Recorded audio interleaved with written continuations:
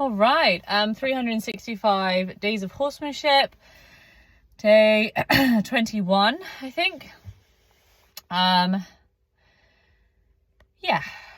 I had a really long day at work today.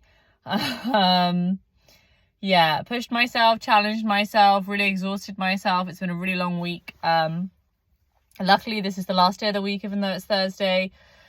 And then on the way home, a friend of mine called, and we were chatting for sort of 2.5 hours, which was really lovely to catch up with her. But unfortunately, it really ate into my horse time. So I just had a really quick session today. It was one of those times where, again, in the past, I'd have skipped, but not today, because we're doing 365 days of horsemanship. And I'm so glad that I didn't skip. And I think that even though it was, 5 minutes, 10 minutes maximum with each of them, it was really worth it, and it was really positive. And I'm really happy with that. I went up to see Mia, and as I approached, she looked up at me and I stopped straight away. And I just thought, actually, this is where she's comfortable with me. I think I should stay here, not make the assumption that she wants me too close. And then I just stayed with her and grazed with her. And I was thinking a little bit about, because I kind of was teetering on the edge of wanting to be there. It's late, it's getting dark. I arrived here like 3 hours ago, but I was on the phone with my friend. And so, in my mind, it's like bedtime and I'm tired and I haven't eaten yet. And luckily my partner's making dinner tonight. But yeah, so I was right on the edge of wanting to be there. And I thought it was really interesting because actually what I expect my horses to do is work outside of their desires, right? Like when I come and I ask them to come down and spend time with me in the arena or go out for a walk, I'm interrupting them in the middle of their day at a time when they would rather be doing something else, and I expect them to come with me and meet my needs.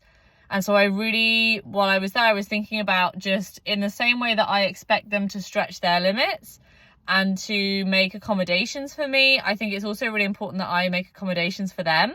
And that's what I really tried to see today as making those accommodations and stretching my own limits and saying, no, I'm going to stay here to look after their needs as much as I feel that I can. And I think I did that. And I think I stretched those limits a little bit, and I put myself in a position where I was able to take care of their needs. And I think that, for Mia, her need is to graze. And I think it was a really powerful mindset for me to get into, where I wasn't trying to change that. Because I think recently, even when I've not brought her up to the arena, as soon as I've come into the field, I've had goals. I've had things I've wanted her to do.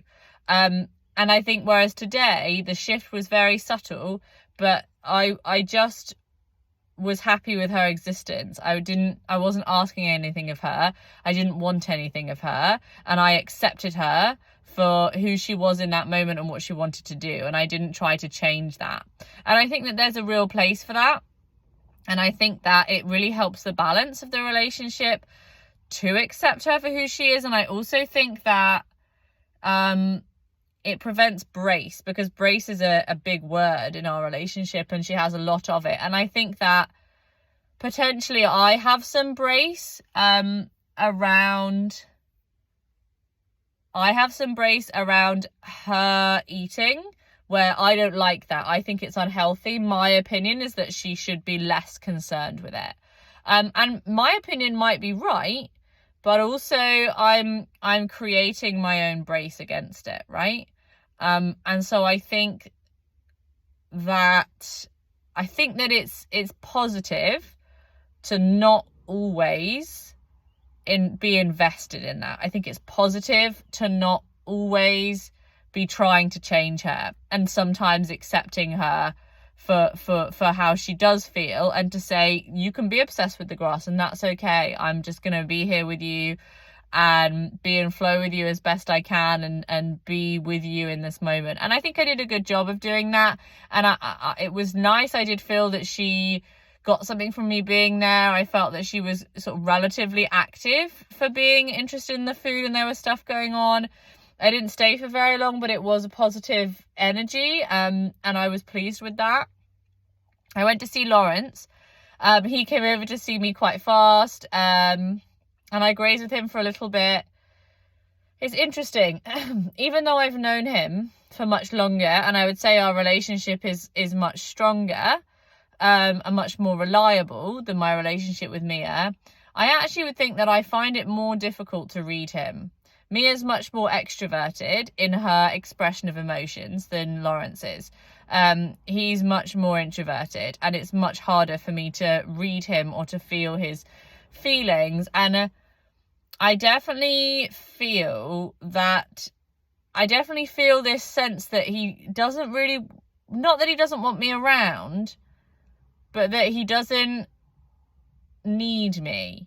And I do wonder if there's a part of my ego that's actually preventing me from being able to see how he's feeling. And that's definitely something I'm looking forward to discussing and developing with Elsa, is just kind of being really open with her about that and about where we're at, and just kind of saying, look, I just really want your eyes, because I'm so caught up in my own feelings and my own investment and my own being too close to the situation that I'm finding it very difficult to read him and where he's at. And I'm second guessing every single move that he makes.